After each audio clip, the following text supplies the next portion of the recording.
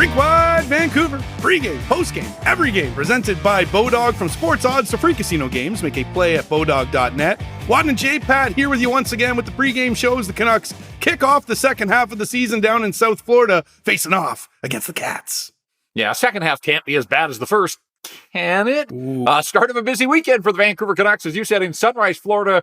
Today, 4 o'clock Pacific time start, and then a 2 o'clock Pacific time start in Carolina. So back-to-back with a little bit of travel. And this is a road-weary team, as we know, 0 for 3 in the first 3 games of this 5-game odyssey. Let's get to the lineup change presented by Delaney's OK Tire out on Fraser Highway in Langley. Perhaps OEL is going to be back?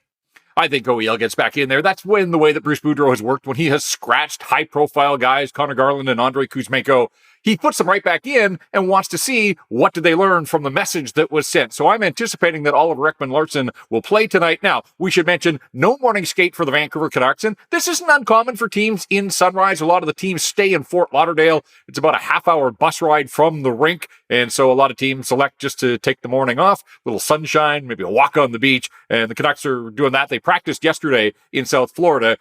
No Travis Dermott at practice, so you have to imagine that he won't be available. Maybe it's a 1-for-1 swap that OEL comes right back in and Dermott's not going to play tonight. But we'll have to wait until closer to game time to find out all of the lineup decisions, including in goal. But I would anticipate that Spencer Martin gets back in there. It was Colin Delaney the other night. Martin was pretty good in Pittsburgh. I know he gave up 5, but held the Canucks in there in a busy first period. So I would think that it's Spencer Martin against the Panthers, and that probably means Colin Delaney tomorrow against Carolina.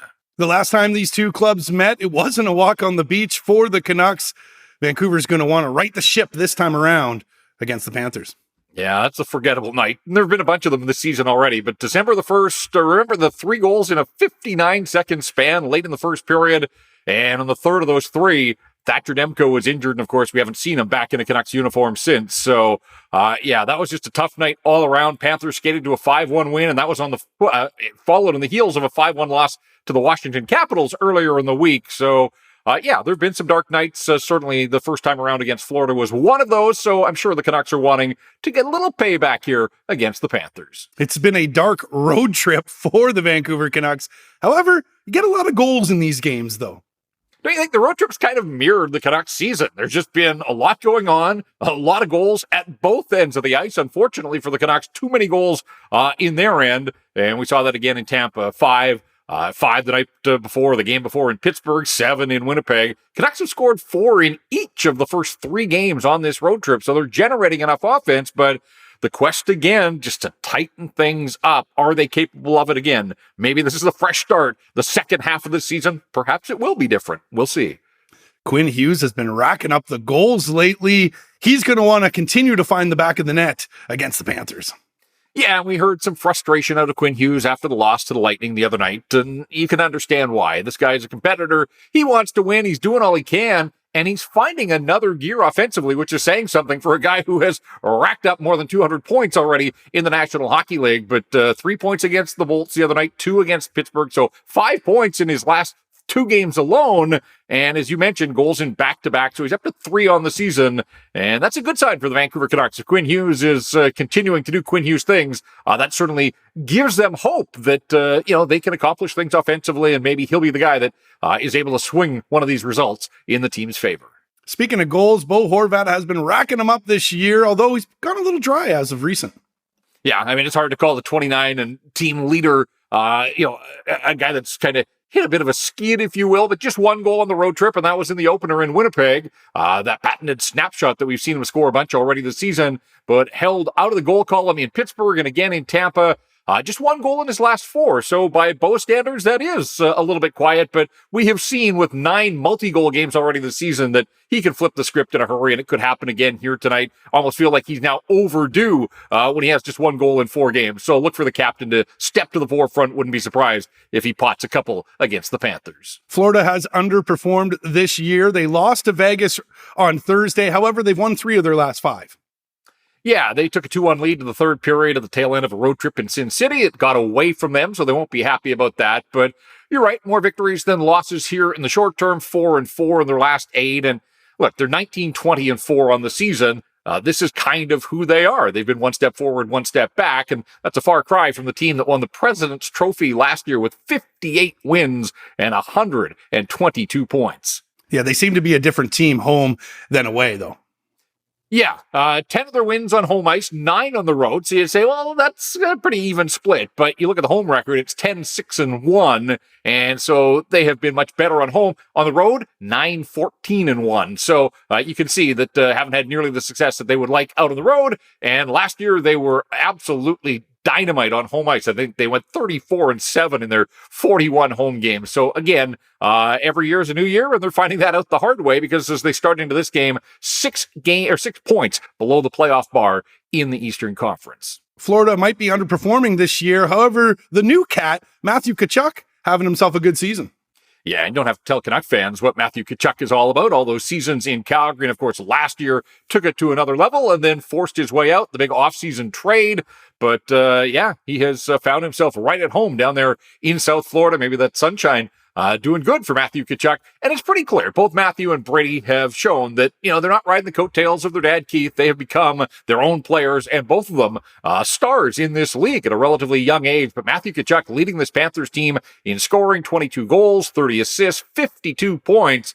And, of course, he'll be representing his team as the host team. The All-Star game, Elias Pettersson will be back there in a couple of weeks' time as well. National Hockey League is going to round out the rosters for for all 4 of the divisions later this week. So we'll see if any teammates of either Tkachuk or Peterson join them at the All-Star event in Florida. But, yeah, Elias Pettersson can look up and think, hey, a couple of weeks from now, I'll be stepping onto one of the big stages in hockey, strutting my stuff amongst the All-Stars in the National Hockey League. And speaking of points, the Panthers get a lot from their blue line. Yeah, and this is something the Canucks are going to have to be mindful of. We talked about Quinn Hughes, and obviously he's right up there with the league leaders. But Brandon Montour is second on the Florida Panthers in scoring. You probably wouldn't think of that name when you think of the Cats and some of the offensive weapons that they have with Sam Reinhart and Sam Bennett, and of course, Alexander Barkov, who didn't play against the Canucks, by the way, back in December. But the Cats captain is back in the lineup, and he'll be on patrol in this hockey game. But Brandon Montour, Gustav Forsling, the former Canuck draft choice, Aaron Ekblad, all of those guys. Montour has 7 goals. Forsling and Ekblad each have 6 apiece. This team has 25 goals from its defensemen. That's second best in the National Hockey League, and an even 100 points from the back end. So look for those guys to support the forwards, to jump up into the rush. And, the Canucks might want to step into a couple of shooting lanes because these Panther defensemen certainly like to blast away from the point. You threw out a lot of stats there. Let's get to the stat that stands out, though, presented by Jason Hominick at jason.mortgage. Well, I talk about Canucks getting in shooting lanes. How about this? The Florida Panthers and the Carolina Hurricanes. So the next 2 opponents here, basically 24 hours apart, they both lead the National Hockey League. They are tied for most shots per game by team. So if it is Spencer Martin in goal, he better be prepared to see a bunch of pucks. These teams like to funnel pucks to the front of the net any way that they can. But what separates Florida is on home ice, the Cats are number 1 in the National Hockey League in terms of the number of pucks that they put on opposing nets. So the Vancouver Canucks have to be aware of that and certainly expect to see a lot of rubber being sent towards the Vancouver Canuck net tonight. Yeah, that's one of the stats that stands out, brought to you by our buddy Jason Hominick at jason.mortgage. Let's get to my best bet presented by Bodog. I like the Canucks tonight, JPat. I like them to snap this losing streak, get their first win on the road, and I love the value as well. Plus 175. Take the Canucks on the money line tonight.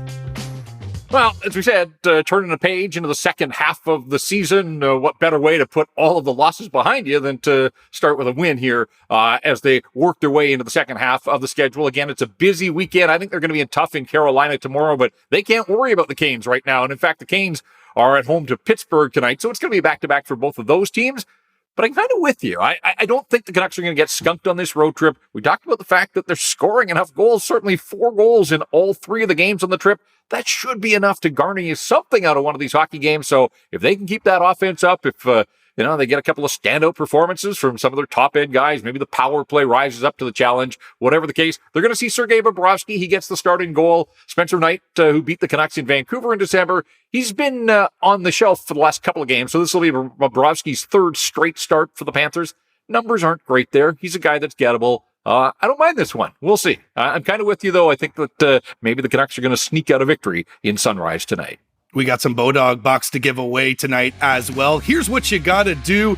Head to @RinkWideVan on Twitter or post it below here in the comment section. We are looking for the time and the period of the game-winning goal. The closest to that will win $50 in Bodog bucks. And a reminder, if you have the same period in time as somebody else, we always go with whoever posted it first. Good luck in winning some of Bodog's money. All right, the most prestigious part of the pregame show. Who tonight is going to do something in this game?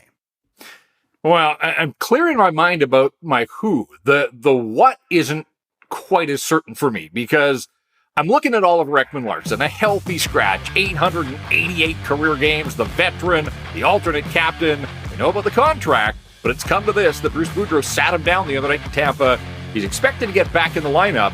What does that look like? Who does he play with, I suppose, is one of the questions I have as well, because we've seen that it can't be OEL and Tyler Myers. They have to split those two. That duo just hasn't been good enough. It gets picked on because the Canucks don't have last change. But this guy's a pro through and through.